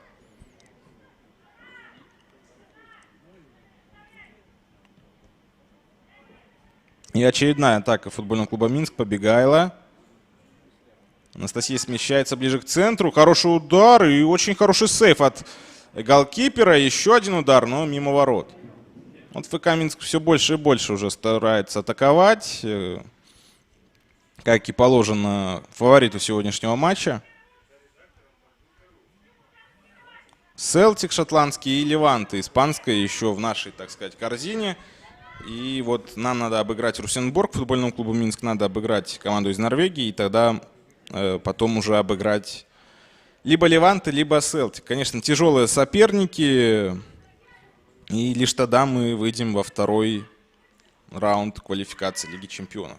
Конечно, не просто будет, но я верю в команду Андрея Юрьевича Пышника и в девушки из ФК Минск. Все по силам. Ну и также не стоит забывать, что Динамо ГУФК также сыграет в квалификации Лиги Чемпионов. Им предстоит 18 августа сыграть с Аполлоном. Ну и потом также уже победитель пары ЦСКА Москва Суонси Сити будет противостоять нашим чемпионкам. Конечно, очень тяжело будет и ФК Минск, и Динамо ГУФК, но будем болеть за нашу команду. Видимо, очередная замена у БФФ покидает поле Елизавета Лобко, и на поле появляется у нас Полина Острейко.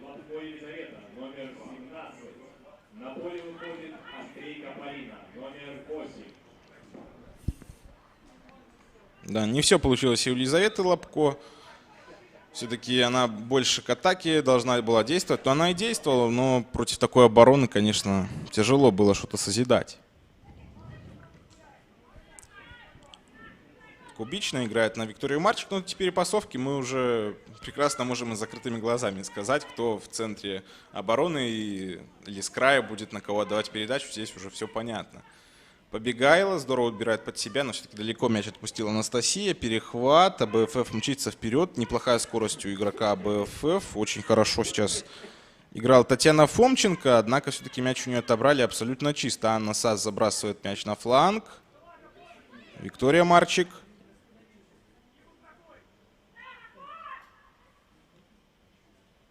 Анна Сас идет дальше, но вот видим, все-таки мяч перехвачен. Елизавета Гиба здесь играет, и мяч все-таки уходит за пределы поля. Аут в пользу футбольного клуба Минска. Это высокий прессинг, конечно, дает о себе знать. Здесь вполне можно бить, а вот здесь уже можно точно, но надо убрать соперницу. Милана Суровцева разбирается, однако все-таки в последний момент не получается нанести удар. А вот здесь удар, но здесь очень хорошо действует Мария Толстая. Удар от Анастасии Побегаевой состоялся. Да, ФК Минск продолжает атаковать, продолжает идти вперед. Это, конечно, очень здорово. Но лично мне хотелось бы посмотреть на несколько позиционных атак или даже контратак команды АБФФ. Пока этого, к сожалению, мы не видим.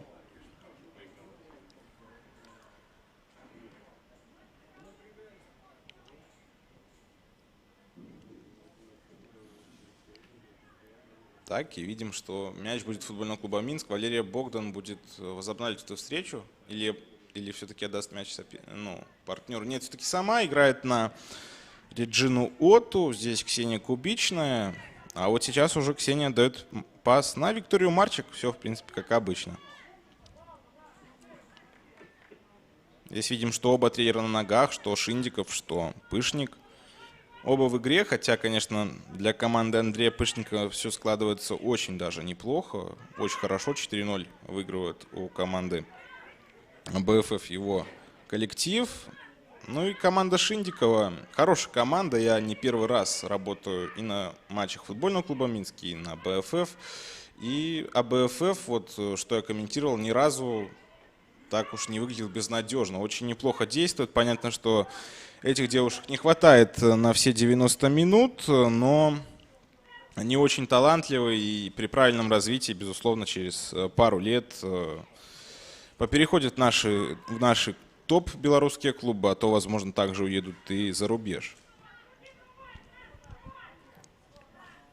Видим, Кубичная снова с мячом встречается.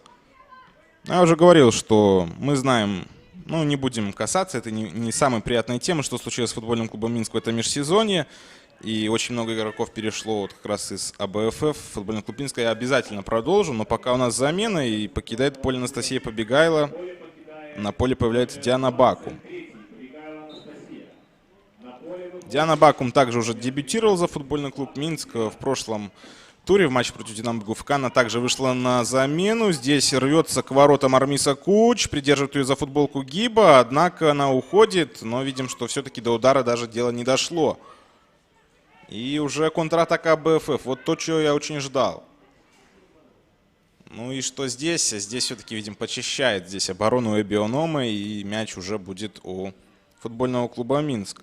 И вот Владимиру Шиндикову пришлось собирать свою команду буквально по крупицам, буквально с нуля. Девушки из Пинска, Сморгони, Жлобина, Бреста, Молодечно, Лиды, Березы, Барановичи и многих других городов приехали отбираться в эту команду. И действительно Шиндиков набрал очень боеспособный коллектив и работает с тем, что есть, и очень даже неплохо работает. И будем надеяться, что... Я уже говорил, что эта команда намного может быть выше, на 2 позиции как минимум. И вот эти усиления, которые уже случились в это трансферное окно. Здесь у нас мяч в ворота залетает, и 5-0 счет становится. Отличный удар просто за шиворот голкиперу Марии Толстой мяч залетел. И очередной мяч уже в сетке. И снова поздравление у нас принимает Армиса Куч.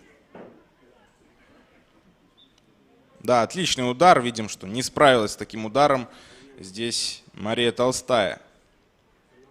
И 5-0 счет у нас уже становится. Армиса Куч у нас забивает.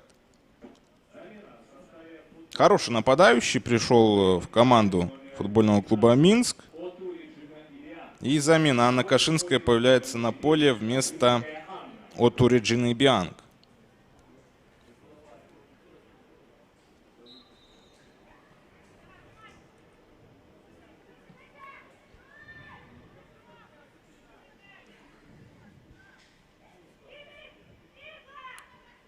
Толстая. Здесь, конечно, важно не ошибаться, но здесь спокойно играет Мария. И здесь ошибка. Анна Сас загруживает штрафную. И видим, что снова мяч у АБФФ. Полина Острейко сейчас с мячом.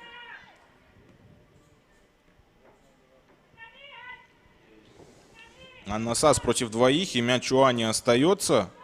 Ну, игрок национальной сборной Беларуси, безусловно, поэтому здорово футбол играет Аня.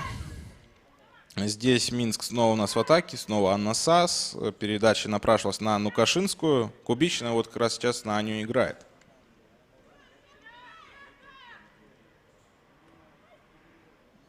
Здесь чистейший подкат был от игрока БФФ.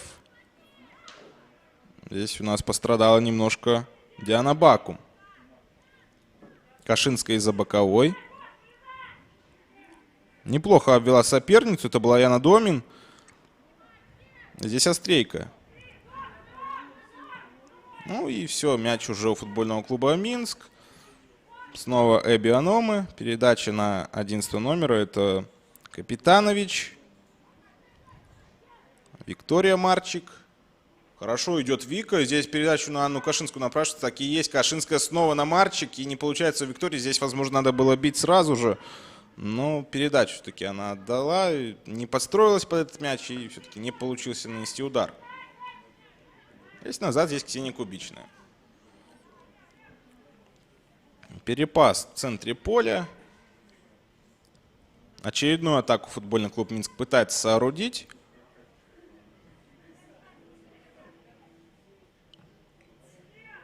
Хорошая вертикальная передача. Здесь Аня Кашинская. Пас вперед. В стенку. Отлично получается. И здесь уже в штрафную площадь входит у нас Диана Баку. Не надо забивать. И все-таки мяч не в воротах. Не в воротах. Милана Суровцева не смогла мяч в сетку протолкнуть. И молодец здесь Мария Толстая. Ну и видим, что у нас небольшие проблемы. Будем надеяться, что в ближайшее время все будет хорошо, и мы продолжим смотреть футбол.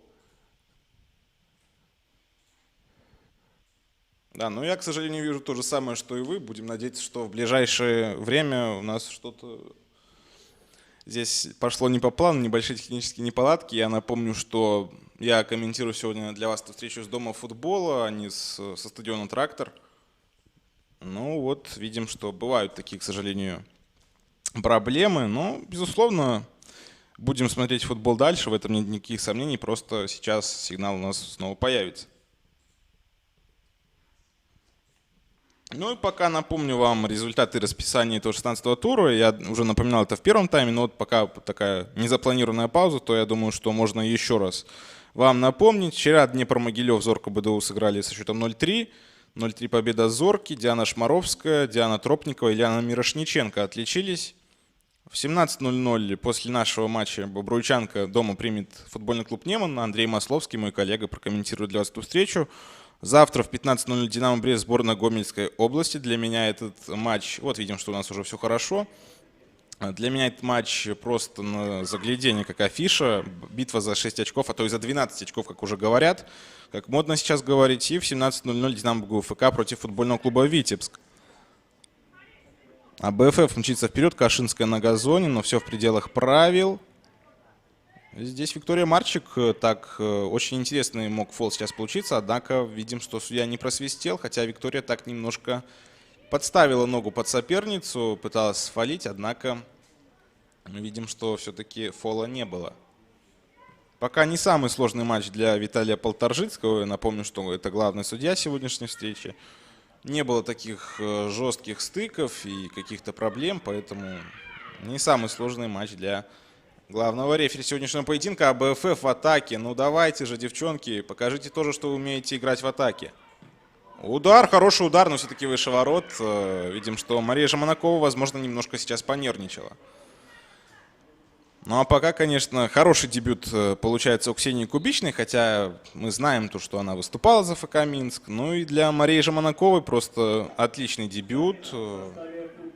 Видим, что работы немного, команда играет здорово. Очередная замена футбольного клуба Минск. На поле появляется Карина Станкевич вместо Виктории Марчик.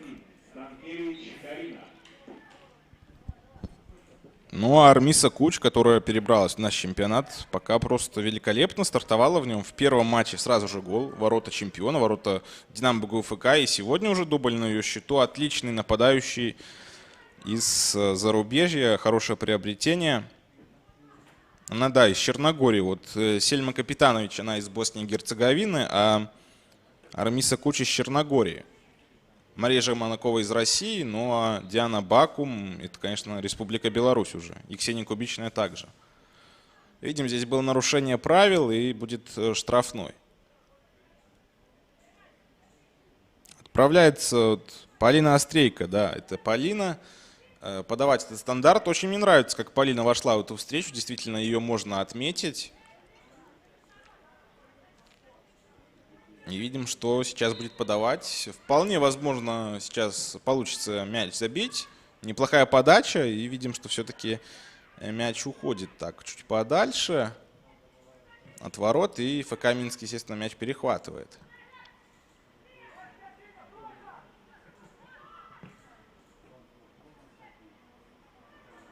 И что здесь же Жаманакова не будет мяч трогать, подождет, пока он выйдет за пределы поля и от ворот. Нет, здесь даже угловой у нас будет. Подтягиваются игроки в штрафную площадь. Очень много игроков в белой форме. Видим, что ФК Минск не хочет, естественно, пропускать. Но вот уже подтягивается и команда АБФФ. Вот вижу и задняя линия в лице Елизаветы Гиба, и Анастасия Кунцевич также уже в штрафной площади соперниц.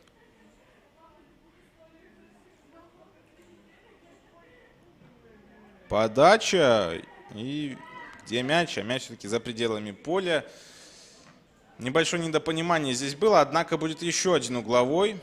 Именно от игрока футбольного клуба Минск мяч покинул пределы поля. И очередной стандарт, очередной шанс команде Владимира Петровича Шиндикова один мяч отыграть. Подача. И здесь хороша Жаманакова на выходе, однако здесь досталось голкиперу. И не только голкиперу, там еще на газоне Эбби Ономы. Ну, все хорошо с Эбби, а вот Мария Жаманакова пока на газоне стадиона «Трактор». Ну, вот так визуально кажется, что все в порядке. Да, вот видим здесь. И Кубичная спрашивала, как вообще дела у голкипера. Все хорошо. Полина Малаева неплохой сезон проводит в футбольном клубе Минск. Я думаю, что все-таки Полина также будет игровое время получать. Все-таки очень хорошо действовала она. Действует в этом сезоне. Я не думаю, что вот пришла Жаманакова, и это сразу же первый номер. Возможно. Но я думаю, что и Малаева еще время игровое будет, потому что действительно очень хорошо Полина действует. И действительно заслужила, ну, как минимум 50 на 50 игрового времени с Марией Жаманаковой. Замена футбольного клуба Минск. Покидает поле у нас Армиса Кучи. На поле появляется Татьяна Черешовец. Черешовец знает, как забивать ворот команды АБФФ. Она забила уже и в этом сезоне. В первом круге 7 мая на Маяковке встреча была. Идем паузу на водопой. Я напомню вам расписание следующего тура. Скажу, наши команды с кем встречают и другие, кто с кем сыграет. Тур начнется 23 июля в пятницу. Зорко БДУ против футбольного клуба Неман. И также Минск против Могилевского Днепра. Очень интересный матч. На мой взгляд, центральный матч следующего тура. 24 июля Витебск, АБФФ УМНУ-19. Видим, придется команде Шиндикова ехать в гости к команде Вехтева. Тоже очень интересный матч. И интересный матч получился в первом круге между этими командами. 2-2 они сыграли на стадионе «Динамо Юни». Причем Витебск, если я не ошибаюсь, в той встрече вел 0-2. И все-таки 2-2 команды сыграли. Динамо Брест 25 июля примет Бобруйчанку. И 28 июля сборная Гомельской области сыграет против Динамо БГУФК. Тоже интересная встреча. Посмотреть, как Гомельская область будет противостоять чемпионкам. Здесь Анна Сас мчится к воротам. Пас на Милану Суровцеву. Суровцева играет дальше. Здесь прострел от Дианы Бакум. Анна Сас, у нее хороший удар. И вот, видимо, удар в действии. И все-таки подбор остается за футбольным клубом Минск. Кубичная передача. Неплохо Валерия Богдан. Против нее очень хорошо ставит корпус Яна Домин. Молодец Яна здесь в этом эпизоде. Хорошо сыграл Диана Бакум. Суровцева. И здесь должна играть Мария Толстая. Да, так и есть.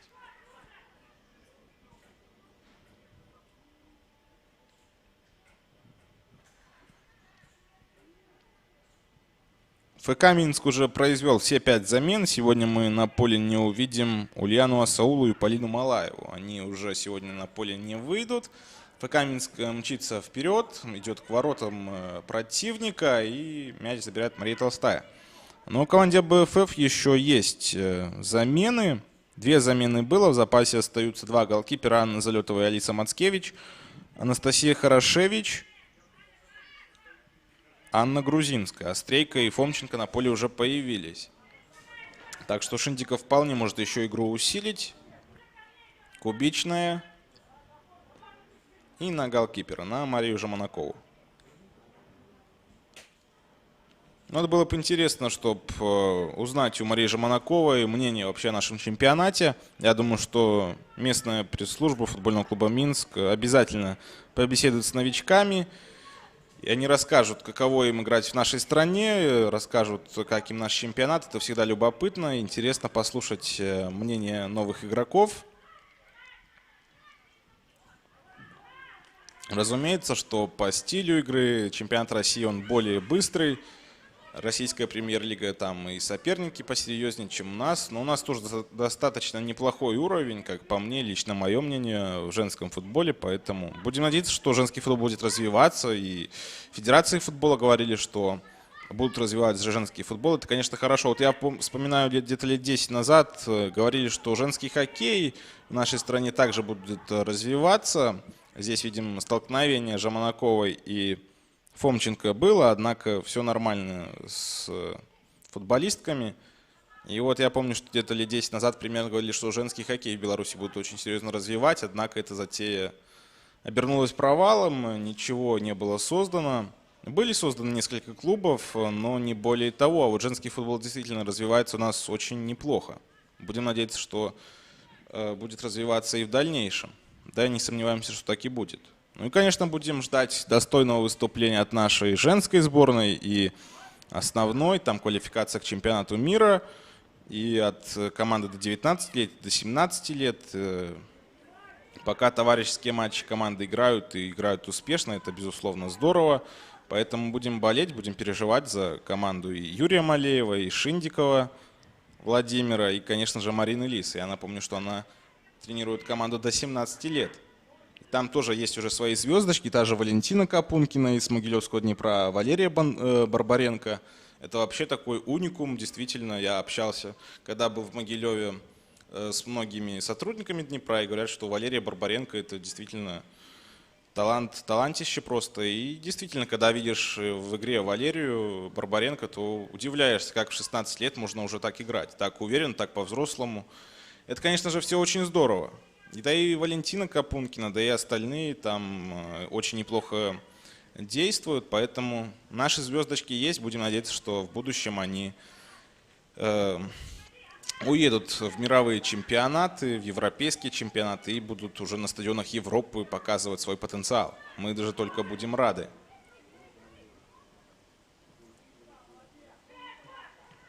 А здесь видим, что с мячом АБФФ пытаются идти вперед.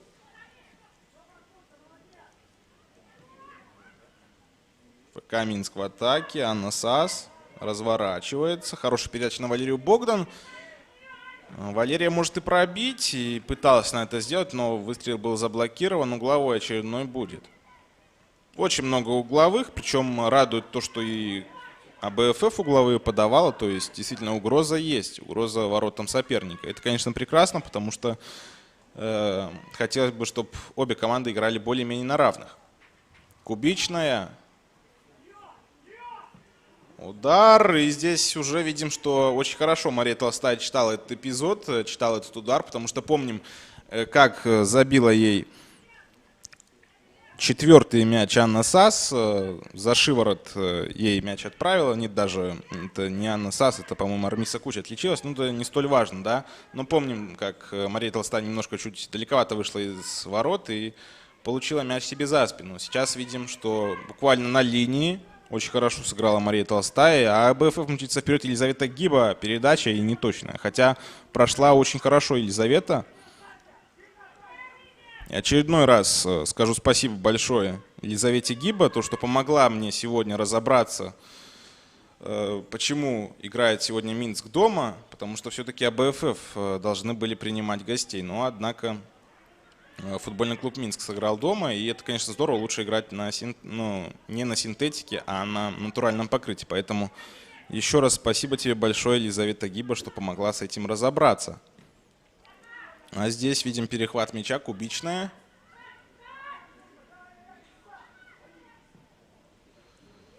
И забрасывает мяч. Здесь Суровцева может первая оказаться на мяче. Пошла уже здесь в подкат Мария Толстая. Сыграла абсолютно чисто. Молодец голкипер. Все-таки, когда голкипер выходит так далеко из ворот, где уже нельзя играть руками, здесь уже надо быть просто на 100% уверенным, что ты не ошибешься. Но, видимо, Мария Толстая, наверное, была уверена, что не ошибется. Пошла до конца и не дала Милане Суровцевой уже с мячом встретиться. Если бы Милана Суровцева была первой на мяче, безусловно, обыграла голкипера и в пустые ворота мяч бы уже отправляла и делала счет 6-0. Однако нет, пока 5-0.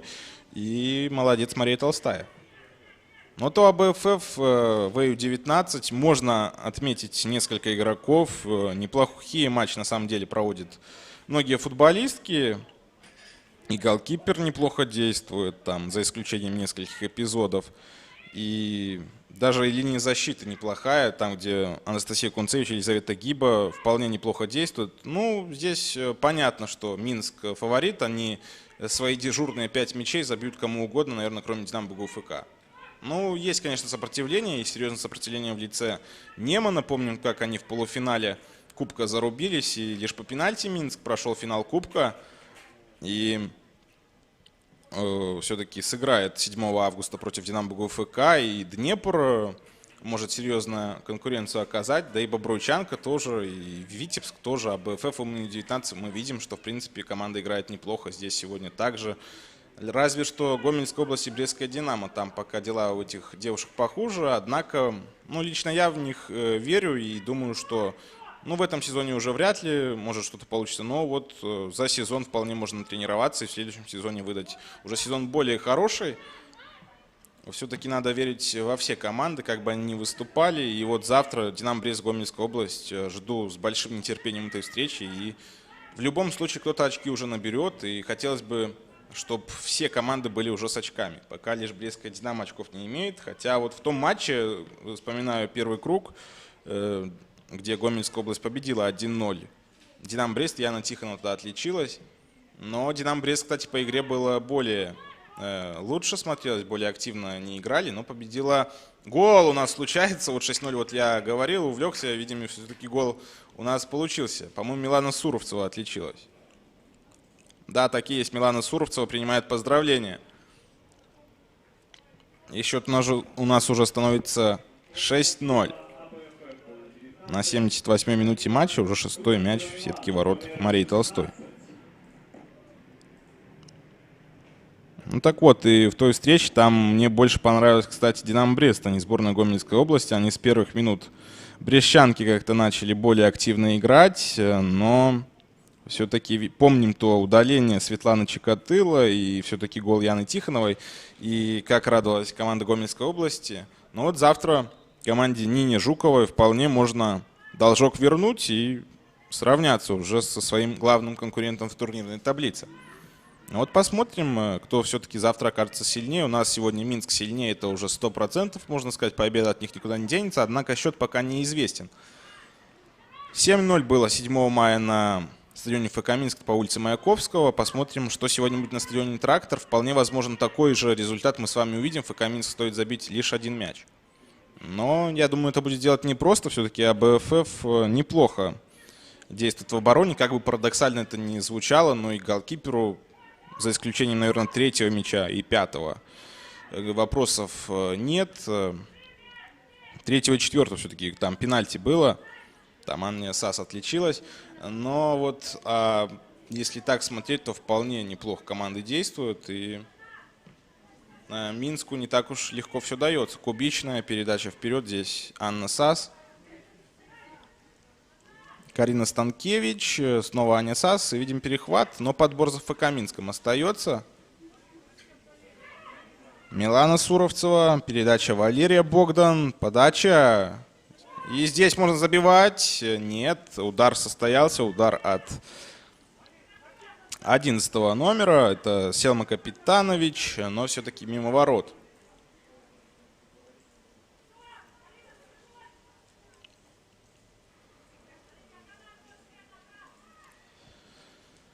От ворот мяч будет выбивать Мария Толстая. Неплохо она это делает. Но вот видим сейчас немножко не точно, но подбор за АБФФ. Это здорово. И здесь нарушение правил со стороны Карины Станкевич. Корчится от боли игрок АБФФ на газоне. Однако все поднимается. Видим, все хорошо с игроком в голубой форме.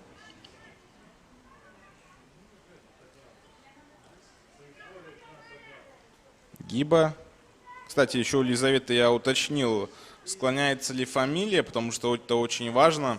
Очень многие игроки и в мужском футболе, и в женском очень обижаются, когда неправильно ударение ставят или фамилия не склоняется, а мы склоняем. И вот Лиза мне ответила, что ее фамилия не склоняется. Поэтому это, конечно, безусловно важная деталь. Я думаю, другие комментаторы тоже подтвердят, что это очень важно. И возьмут на вооружение то, что фамилия Елизаветы Гиба она не склоняется. То есть правильно будет говорить Елизавета Гиба в любом случае.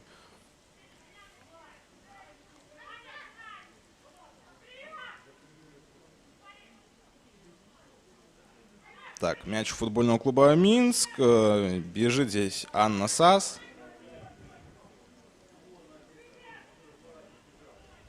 Передача вперед. Здесь Кашинская отлично вырезает на Капитанович. Однако Сельма с мячом не, встретилась, но не так, как хотела бы. А здесь уже Полина Острейко. Мне кажется, Полина Острейко вполне заслужила выйти в следующем матче в основном составе, в стартовом составе. Она и в прошлом матче была в стартовом составе. Тогда 7-0 БФФ уступил Зорке БДУ. Удар. И молодец здесь Мария Толстая. Здорово действует голкипер. И вот видим, что сегодня Владимир Шиндиков решил Полину оставить в запасе, однако выпустил. И хорошо Полина играет абсолютно. Будь я на месте главного тренера, я бы ее в следующем матче выпустил бы в стартовом составе. Но я пока не тренер, возможно, ими не буду. Меня все устраивает в работе комментатора. Ну вот Владимир Петрович Шиндиков, безусловно, разберется, кого ставить на следующий матч в стартовом составе. Подача. И хорошо головой играет игрок АБФФ. Удар. Здесь заблокирован выстрел. И уже вынос мяча. Да, игроков ФК Минск я чаще называю по фамилии, потому что, безусловно, они более у нас известны. И номера у них отлично видны на игровой форме. А вот игроки АБФФ, меньше я их называю. Лишь, если на 100% уверен, несколько игроков там очень хорошо знаю и лично. Поэтому, безусловно, я их называю по имени, фамилии. А вот сливаются номера очень многих девушек команды АБФФ на этой замечательной голубой форме. И очень тяжело отличить. И вот знаете, как у Торпедо Белас, у мужской команды. Вчера смотрел матч с Минским Динамо, и комментаторы даже Беларусь-5, там Сергей Мацкевич, в частности, говорил, что просто невозможно отличить номера на игровой форме. Они серого цвета на белой форме. Представляете? Это же действительно очень тяжело. Форма красивая, безусловно, и у АБФФ, и у Торпедо Белас. Но вот тяжело это для комментаторов. И для болельщиков на трибунах, безусловно, тоже. Здесь Валерия Богдан с мячом не встретится. Хорошо действовала Татьяна Нестюкович. Нестюкович была хороша в первом тайме. Нет, это не Нестюкович, это Домин. Это Яна Домин, она отрабатывает и в обороне и мчится вперед при малейшей возможности. Здесь надо разобраться игрокам АБФФ. Кашинская будет первой на мяче.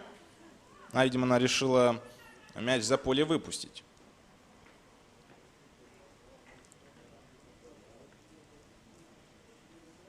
Суровцева. Неплохо здесь Шерешовец. Кашинская надо навешивать. А вот так играет Аня, и играет еще даже лучше. Но не получилось нанести удар у Татьяны Шерешовец. Кубичная.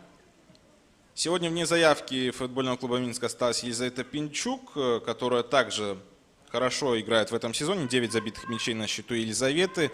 Ну и давно уже лечится Александра Цверко, тоже наш юный талант. Получила она травму в 6-м туре в матче против Динамо ГУФК. Там Динамо победила 3-0. И серьезную травму получила Александра Цверко. Игрок, по-моему, 2005 или даже 2006 года рождения, по-моему, все-таки 2005. И Безусловно, травма очень тяжелая, и там и МРТ говорили, что нужно будет, и уже давно Александра лечится. Было бы интересно посмотреть на Александру на футбольном поле. Знаем, что за нее очень серьезно переживают родители, в частности отец и Александры. Очень активен в социальных сетях и в футбольном клубе Минск, в группе и в других. Постоянно все обсуждает, все лайкает. Это, конечно, здорово, когда родители так поддерживают своих дочерей. Я не сомневаюсь, что всех девчонок также родители поддерживают. Но вот папа Александр Цверко молодец, что еще и с интернетом дружит. А здесь опасный момент будет у ворот, хотел сказать, Полины Малаевой, но Малаева в запасе. И за другой клуб она играет, у ворот Марии Толстой. Кстати, Мария Толстая в матче первого круга между этими командами также вышла на футбольное поле во втором тайме. При счете 6-0 выпустил ее поиграть на тот момент Андрей Пышник. И она не пропустила в том матче. Там было очень тяжело команде АБФФ добраться до ворот футбольного клуба Минск. Поэтому Сухой осталась и Мария Толстая в той встрече. Сегодня, видим, не осталась на Сухой. Подача. И здесь Толстая. Здесь помочь надо. И здесь помогают. Действительно хороший удар был, но атака продолжается. И вынос мяча все-таки есть. Уже 13-й номер футбольного клуба Минск Диана Бакум могла отличаться, но заблокировали этот выстрел защитницы футбольного клуба АБФФ Women U19. Молодцы, помогли действительно своему голкиперу. Не поленитесь, найдите забавный ролик в интернете, как узбекский комментатор в матче Россия-Дания на Евро-2020 призывал защитников сборной России помочь Матвею Сафонову при третьем взятии ворот команды Станислава Черчесова. На тот момент еще, да, Станислав Черчесов руководил сборной России. И там Матвей Сафонов 3 суперсейва сделал, чтобы мяч все-таки в воротах не оказался. Однако Андреас Кристенсен пробил голкипера Краснодара и сделал счет 3-1. На тот момент здесь перекладина, отличный удар получился у 11 номера. Это у нас Селма Капитанович. Могла и она отличаться, однако не получилось. Но удар был очень хорошим. Перекладина, видим, сыграла за голкипера АБФФ. Да, видим, что у нас Ксения Кубичная с мячом встречается. Ну так вот, не поленитесь, найдите этот забавный видеоролик. Там действительно очень комментатор призывал, очень эмоционально призывал поддержать голкипера, помочь ему в этом моменте. Но, видимо, защитники сборной России не помогли, и там счет стал 3-1, а потом и 4-1 вовсе Дания обыграла. Ну да ладно, дела Евро уже забыты. И здесь АБФФ у нас с мячом, и здесь свисток от Виталия Полторжицкого.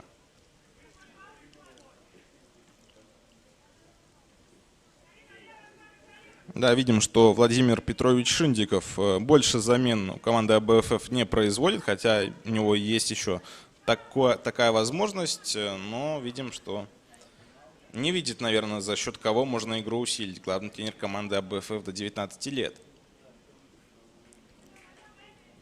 Вброс мяча из аута. И здесь Милана Суровцева проходит соперницу. Здорово, но никого здесь в штрафной площади. Диана Бакум в штрафную площадь прибежала, однако Суровцева уже с мячом рассталась и заработала угловой для своей команды. А Насас будет подавать его.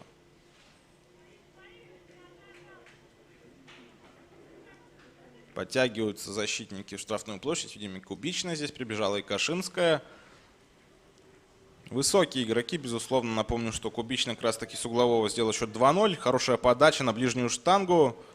И все-таки, видим, снова мяч покинул пределы поля. Будет еще один корнер, только уже с другой половины поля.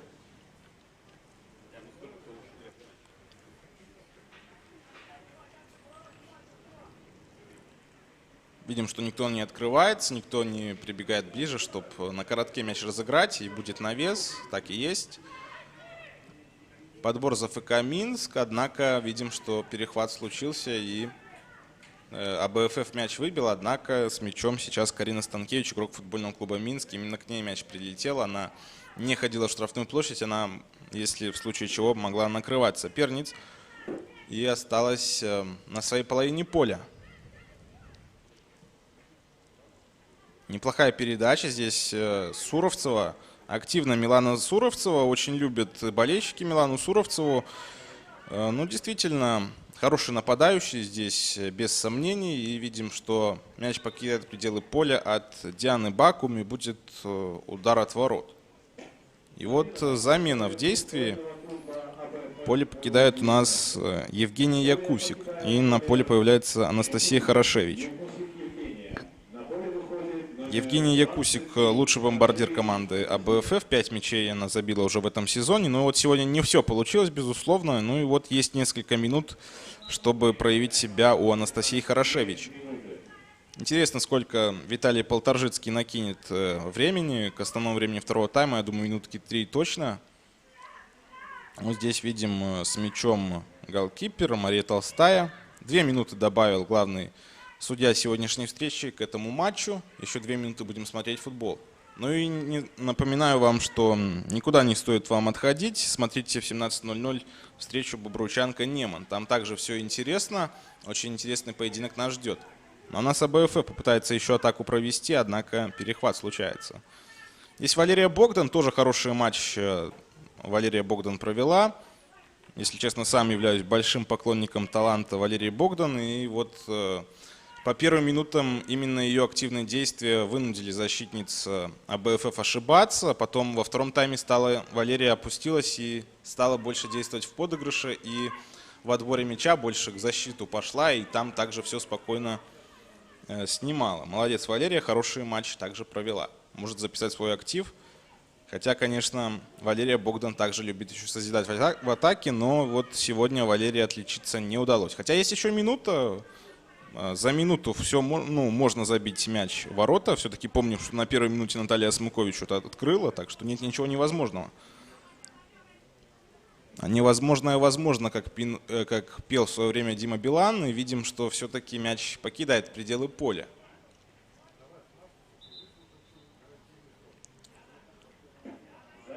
И будет у нас очередной угловой, однако будет еще замена. Уходит с поля Яна Домин. Неплохой матч Яна провела. И вот на поле появляется Анна Грузинская, 5-й номер. Также поиграет и Аня Грузинская, но совсем немного времени ей предоставил Владимир Петрович Шиндиков сегодня. Но Яна Домин была очень активной. Из линии атаки, вот линии середины поля, безусловно, Яна выделялась сегодня. Ну а защитников АБФФ я также сегодня отмечал. Анна Сас у мяча. Последний шанс, чтобы сделать счет 7:0, я думаю. Но здесь хорошо играет Мария Толстая, и будет удар от ворот. И я думаю, на этом встреча уже и может завершиться. В первом круге Минск победил 7:0. Сегодня, видим, немножко не хватило 6:0. Пока такие цифры на табло, я думаю, они уже таковыми и останутся. После первого тайма счет был 3:0, сейчас 6:0, то есть все стабильно, по 3 мяча в каждом тайме Минск забил. И вот звучит финальный свисток Виталия Полторжицкого. Фиксируем победу футбольного клуба Минск со счетом 6:0 над командой АБФФ Women U19. Я быстро напомню, как развивались события в этой встрече. На первой минуте уже Наталья Смыкович открыла счет 1:0. 36-я минута Ксения Кубичная 2:0. 42-я минута Армиса Куч 3:0. На 47-й минуте Анна Сас здорово реализовала пенальти и сделала счет 4:0. На 58-й минуте Армиса Куч оформила дубль и сделала счет 5:0. И на 78-й минуте Милана Суровцева установила окончательные цифры на табло 6:0. 6:0 победа футбольного клуба Минск. Поздравляем команду Андрея Юрьевича Пышника с победой. Ну а команде Владимира Петровича Шиндика, команде АБФФ, пожелаем удачи в дальнейших матчах. Для вас эту встречу прокомментировал я, комментатор Алексей Куныш. Всего доброго и встретимся на футболе. А сейчас смотрим матч Бобручанка-Неман. До свидания.